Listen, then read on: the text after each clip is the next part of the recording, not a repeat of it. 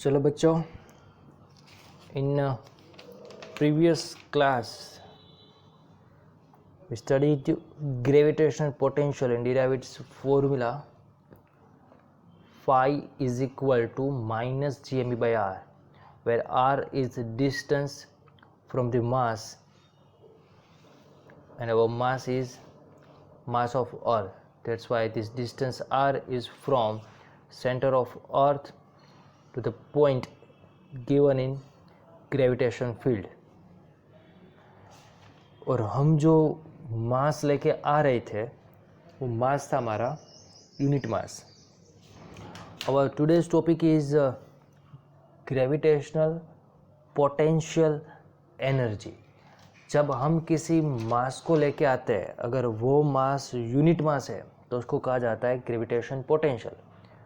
लेकिन unit mass means 1 kg की जगह पे और कोई मास को हम लेके आते हैं, तब हम लिखेंगे वो होगा potential energy.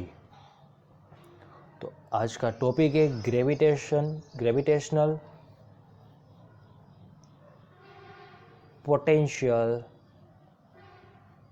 Energy. Same definition जो हमने पीछे लिखी थी, सेम वही डेफिनेशन अब मैं यहाँ पे लिख रहा हूँ.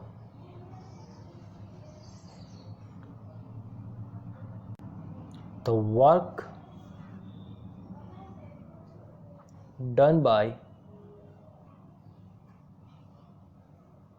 external force against gravity के अगेंस्ट हम लेके आते हैं. किसको लेके आना है? In bringing a given body in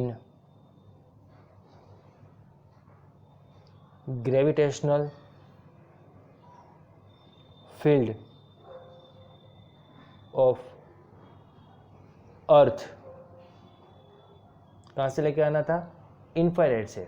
अगर आगे का वीडियो नहीं देखा आपने तो पहले वो देख लेना. From infinite distance at the given point is called the gravitational potential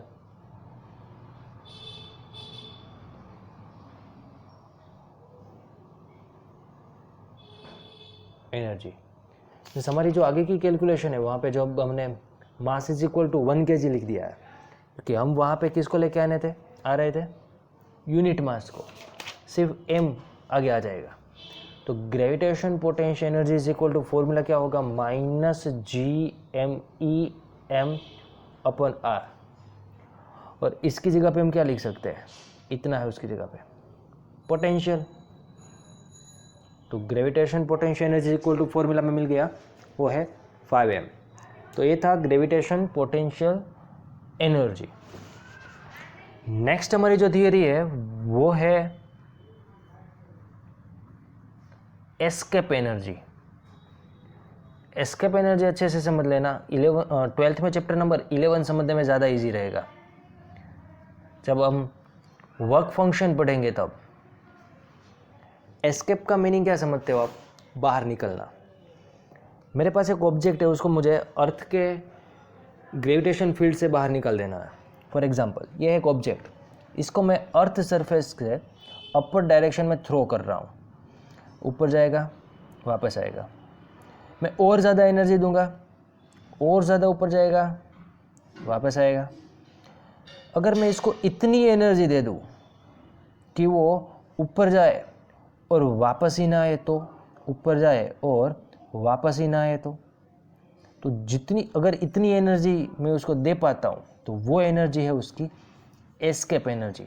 और उसके लिए मुझे जो इतनी स्पीड देनी पड़ती है इसको, तो ये है एस्केप स्पीड. किसको एस्केप एनर्जी बोलेंगे? अर्थ के ग्रेविटेशन फील्ड से किसी ऑब्जेक्ट को एस्केप करने के लिए जो एनर्जी देनी पड़ती है उस एनर्जी को एस्केप एनर्जी कहते हैं। तो पहले तो वो फाइंड करना पड़ेगा कि अगर ये ऑब्जेक्ट अर्थ की सरफेस पे पड़ा हुआ है तो इसके पास कितनी एनर्जी है। तो टोटल एनर्जी का चैप्टर नंबर 6 में हमने फॉर्मूला पढ़ा था, total energy is equal to potential energy plus kinetic energy. तो पहले मैं क्या फाइंड करने जा रहा हूँ, formula of total energy.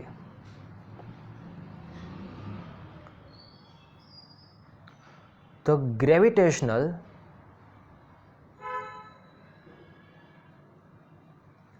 Potential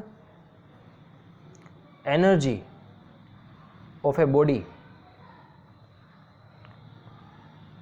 of mass m, जिसका मास है वो कितना है m, कहाँ पे है, अर्थ की सरफेस पे है। कहाँ पे रखा है उसको हमने, अर्थ की सरफेस पे रखा हुआ है, lying on earth surface.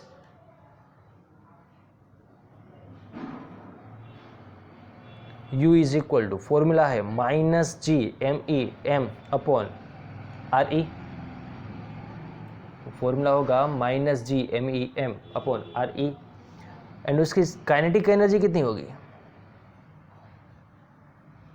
And kinetic energy K is equal to 0, क्योंकि वो रेस्ट पे है, मोशन नहीं कर रहा।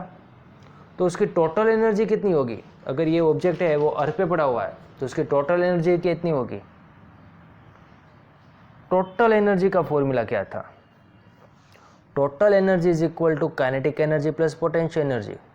That's why total energy is equal to minus G M E M upon R E. अगर मैं इतनी एनर्जी इस ऑब्जेक्ट को in the form of kinetic energy in upward direction दे दूँ तो ऑब्जेक्ट वापस आएगा ही नहीं अर्थ सरफेस पे।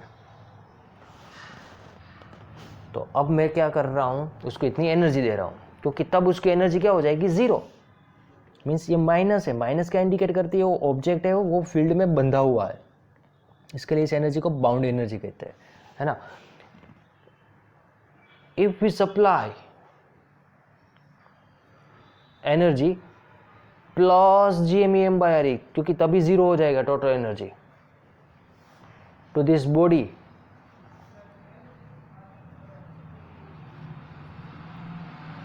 in form of kinetic energy,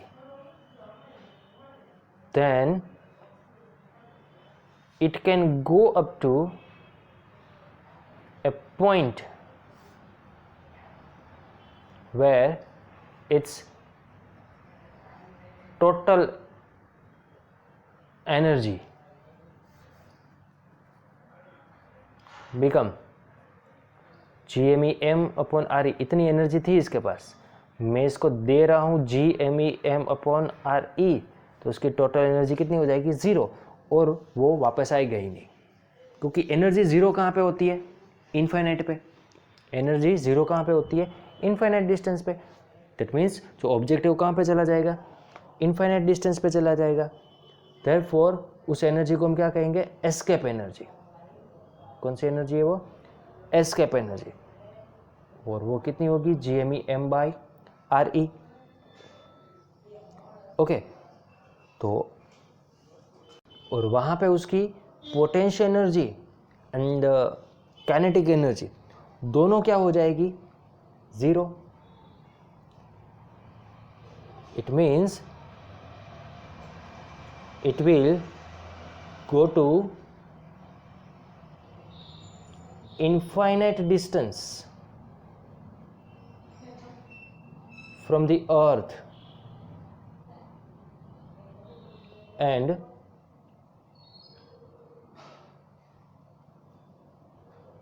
its potential energy and kinetic energy is 0 at this point.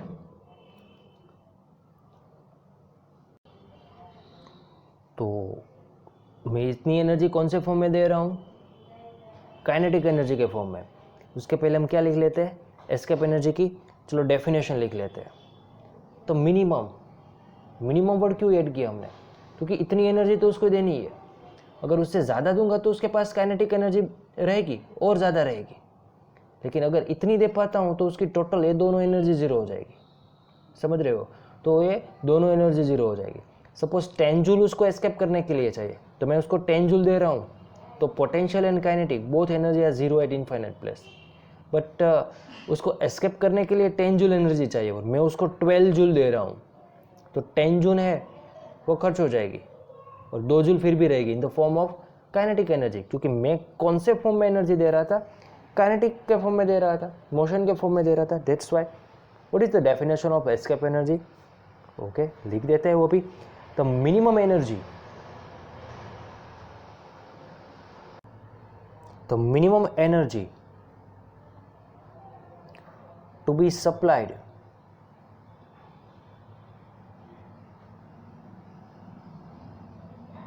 to the body to make it free from Earth's gravitational field is called the escape energy of that body। और हम जो दे रहे हैं उसको kinetic के form में दे रहे हैं। अब लिख लेते हैं दूसरा क्वेश्चन हमारा, एस्केप स्पीड। फर्स्ट खत्म हुआ। The speed to be given to the object or to the body to give kinetic energy is equal to escape energy is called escape speed। और सिंबल है उसका V और suffix में लिखना है E for escape not for Earth. That's why half mv square kinetic energy कितनी देनी है, gmem by re। Then v square is equal to क्या हो जाएगा, दोनों साइड से mm cut, 2 times gme by re। Then v is equal to क्या मिलेगा, √2 gme अपॉन re। तो बच्चों ये जो फॉर्मूला है वो किसका है, एस्केप स्पीड का फॉर्मूला है।